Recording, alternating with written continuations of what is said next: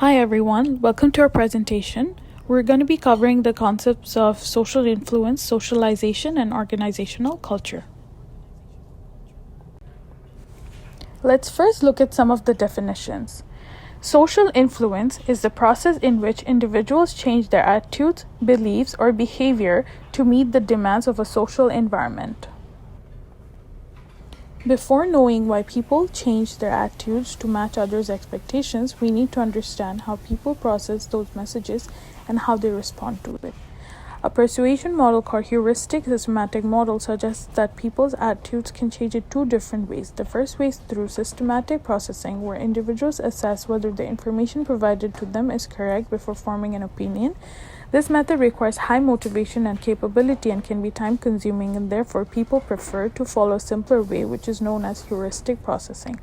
There are two common heuristics known as consensus and expert. In consensus, individuals decide their beliefs and attitudes based on the majority, and expert heuristics is when individuals decide their beliefs and attitudes based on expert recommendations.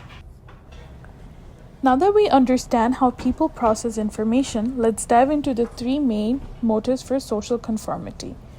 First one being compliance, where individuals comply with norms of the group in order to obtain awards and avoid punishment. Second one being identification, which is an imitation process. New members begin to identify with senior members of the group and start to imitate their behavior. Third one being internalization, where individuals fully accept and agree with the group norms, values, and beliefs, and also promote it to other members.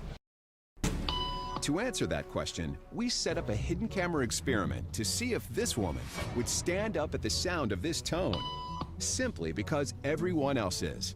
You might be thinking you'd never go along with this. Or would you?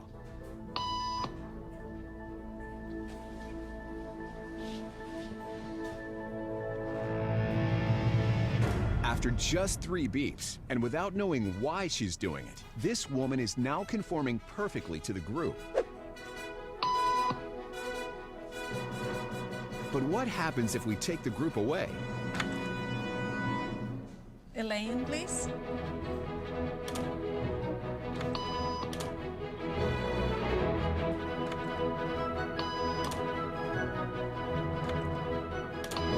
Now she's alone. The crowd is gone and nobody is watching her except our hidden cameras. What do you think she'll do?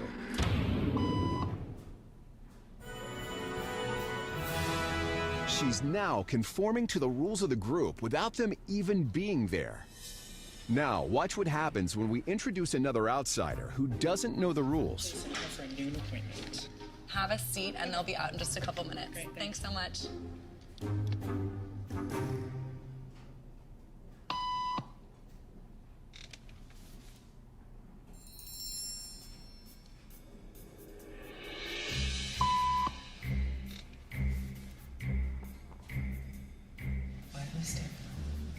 Everybody was doing it, so I thought I was supposed to.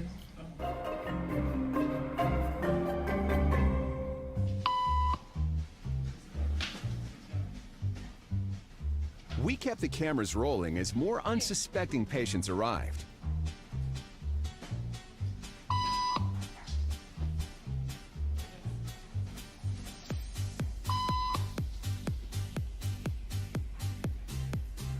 As a random rule for this woman has now become the social norm for everyone in this waiting room. The video shows a girl following the rest of the people in the room to stand up at the sound of a beep. This is where she's seen using the heuristic approach instead of systematic because she did not assess whether the action being performed is correct or even required. She simply decided to follow, which falls under the identification part of heuristic processing. We assume she does it to avoid feeling isolated. Second, she continues to stand up even when she was the only person in the room, showing her acceptance of the group norm. And finally, at the end, she's seen to have internalized the behavior as she is proactively advising other individuals to follow her action. So what exactly is socialization? And how does this apply to organizations? Let's look at the definition. Socialization is a process by which people learn the attitudes, knowledge, and behaviors that are necessary to function in a group or organization. So, socialization tactics actually describe how organizations structure their onboarding experiences for new hires or employees who are in a role transition. There are six tactics, and it's important to understand that each of these tactics exhibits a behavior on opposite ends of a spectrum, so that we can group these six socialization tactics into two very distinct patterns. One's called institutionalization, the other is called individualized. And a company can choose either one of these approaches to onboarding their employees. These approaches are very different, with the institutionalization approach focusing more on a collective, formal type of onboarding program where there are formal mentors, there's a lot of support, and there's a lot of reassurance of the individual candidates. Individualized, opposite, very individual and informal, and can actually be a little bit designed to humble the participants. One of our academic articles actually focuses on organizational socialization tactics and actually describes how these tactics influence something called embeddedness and turnover. The article provides some strong evidence for the use of the institutionalization approach. The article focuses on the study of newcomers in a large financial services organization. And the study found that the institutionalization approach using collective, fixed, and investiture tactics is actually very positively correlated to on-the-job embeddedness, which is just a measure of how enmeshed an individual is inside a job in an organization. And it also found this approach was negatively correlated to turnover, meaning that we have much less people leaving the organization when the institutionalization approach is utilized. Now we're going to compare and contrast the use of the two types of socialization methods. One, where the individualized socialization is used, and the other, where the institutionalized socialization approach is used.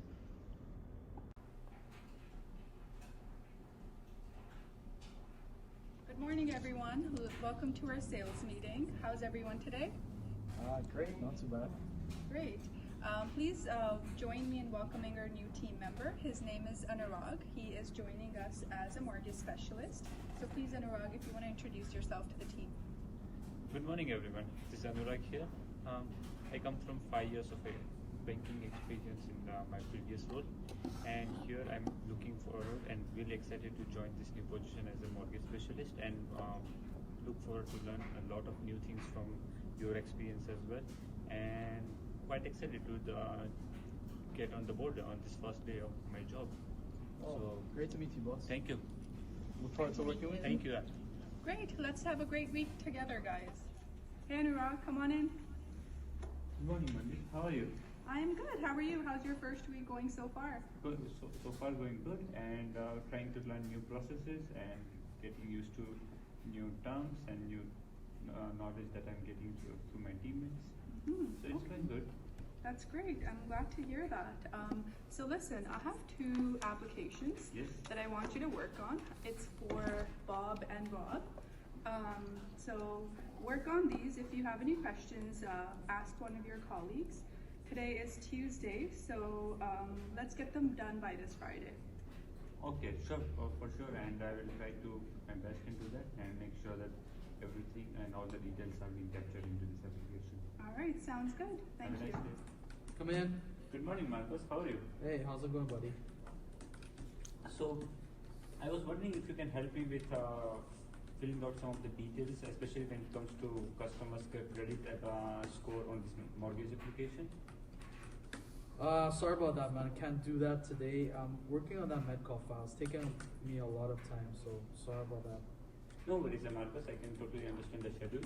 I was wondering if there are any formal resources that we have on this company and that I can access in order to make sure that I fill these details very accurate as possible.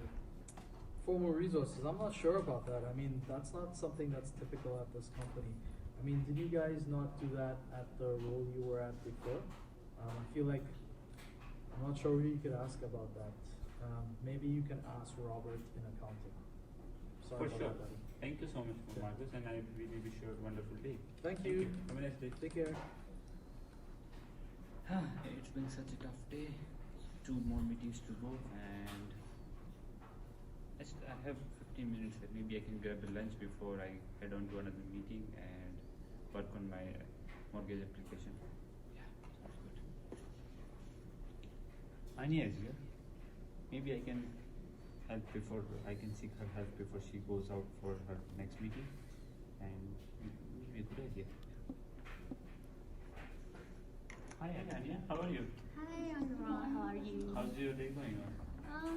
Not bad. It's been tough on my side. I'm working on mortgage application.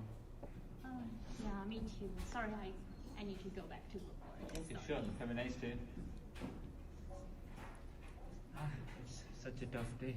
Nobody out here is helping, and I understand people are busy, but I have no idea how am I going to finish my mortgage application within the time-bound manner. I'm not even sure if I'm set up for fail thing here. Let's see. Anurag, please come. Hi Mandy. Hi, how are you? Been good so far. Good. How's work coming along? Learning new things, but at the same time that's been challenging so far. I've submitted this mortgage application for your review, Yeah. and looking for your feedback. Yeah, so I did review these two applications that you submitted, and I found that there were a lot of discrepancies. I mean, you didn't really upload the assets properly, and also the debt ratio wasn't calculated correctly. So there were a lot of errors that I found. So given your experience, I was under the assumption that you've done similar applications in your previous role. So what is going on?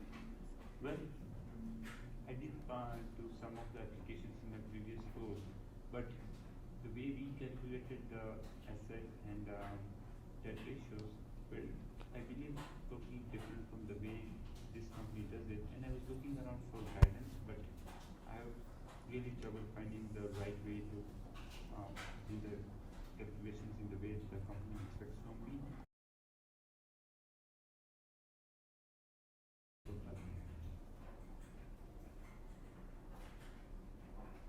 Hey Anurag, how are you finding the graduate program so far, the training program? I believe it's going amazing, and personally I also think that this program is helping me fill in those gaps between what I learned in the previous experience and what the company's current expectations are and what they want from us in the upcoming time. So this program is helping me fill whatever I'm missing so far.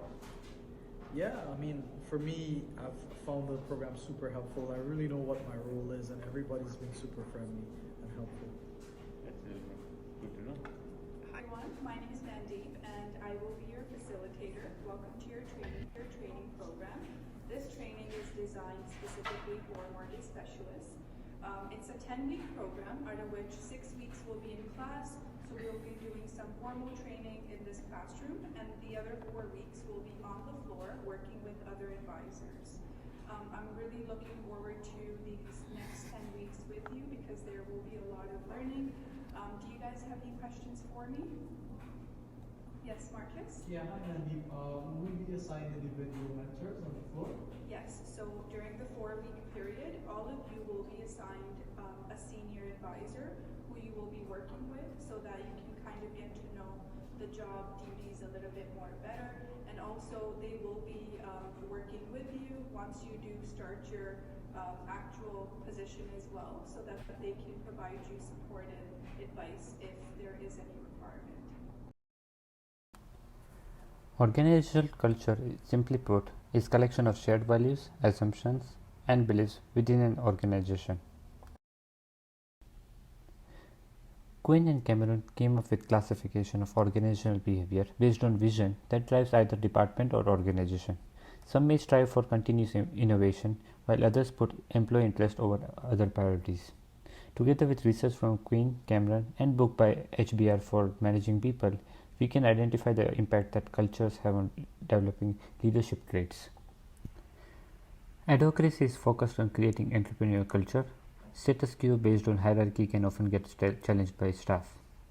Clan culture can mostly be found among startups founded by close friends or group of family business members. There is strong emphasis on equality among members. Market culture is usually exhibited by new age performance tech companies like Amazon. It often has intense work environment.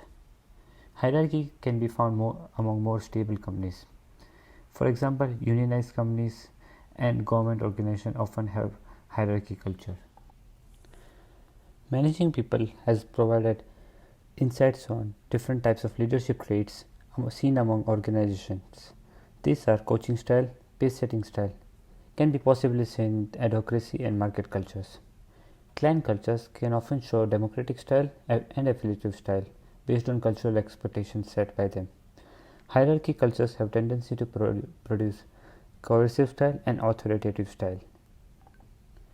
In this video, we have an employee transitioning from an hierarchy-based company to more clan-based company, but there is no discussion on difference in organization culture, and that leads to a failure. So Anurag, thank you for showing up to the last part of your interview. Anya and I have actually been looking at your scores of your interview. We've gone through your application, and we're pleased to say that we think that based on your experience, your coding experience, your tech experience, I think that you would be a very good fit for the manager role, and we're happy to have you on board. We have got previous month's results. Oh yeah, Monday. What's going on? The product that we launched last month has not been doing really good, and we have a next version of the product coming up on 20th December, but there is a rival product coming as well. So I want you guys to launch an extra marketing campaign as well as revisions to the product within 20th November, and that's how we have to do that. I'm sorry, Anurag, but I don't think we have the resources to launch another campaign for this product launch. And we're not able to change the deadline because we're not going to be able to finish the project by then. I'm sorry, but that's how we have formed the decision at the management level, and that's a directive. Can you believe him? Whoa, like, what was that? I could never imagine Philip, our previous manager, do this to us, but He can't just change the date last minute. I mean, I am really disturbed. What's the problem? Thank you, Jessica, for taking up the time to talk to us about this. We actually wanted to speak to you about our new manager. we kind of find him very authoritative, and he doesn't really listen to our feedback regarding any project or any deliverables that he asks us to do, and we just don't like his attitude. How's it going? You said you wanted to see us, and that's a good coincidence because we've been getting a lot of complaints from our formal hotline. So talk to me. I've been finding it really difficult establishing a cordial relationship with my staff. I've been giving them the direction, and in my past experience, I've been accustomed to giving out the orders to my staff and getting the things done in the right manner and getting the results achieved.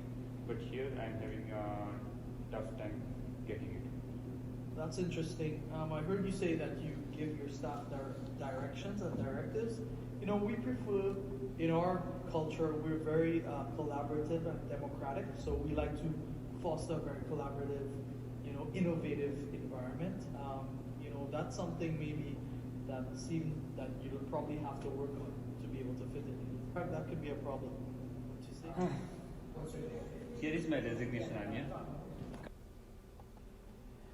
In this video, recruitment team takes out time to discuss difference in organizational cultures with the new candidate. Hi Anurag. Thank you for seeing us today. Pleased to say that after Anya and I have gone through your application, interview results, excellent fit for a company based on experience, your portfolio of tech projects. We think you do really well as a manager at a company which, as you know, is one of the leading tech startups. We do want to mention to you that one of the things we really pride ourselves in our company is our culture. It's really unique. It's very collaborative. It's very democratic. We foster innovation. We try to sit as a team and solve problems together. So I hope that you're looking forward to working in a culture like that. Well, that's a surprise for me initially because I come from a company, my past experience my past experience where the organization culture was more hierarchical. However, considering that there is a difference, I'm looking forward to learn this new aspect of culture and getting myself adapted to these new expectations. Good morning, Faria. Good morning, Faria. Good morning, Mandeep. Got a minute to talk? Yeah, good morning. Please have a seat. Thank you. So as you know, we have really disappointing sales result for previous month, and I do believe that working as a team, we can surely improve the results in the upcoming months. And I'm looking forward to get your suggestion on feedback on how your individual teams working under you has been doing, and what are their feedbacks. Thank you so much. Our previous manager, remember how he used to micromanage us? Anurag has been so nice. I love the flexibility that he gives us.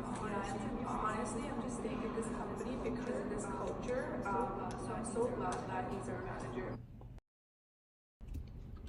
So here are a few suggestions for HR to step in and to ensure smooth transition of new employees into new organizational culture.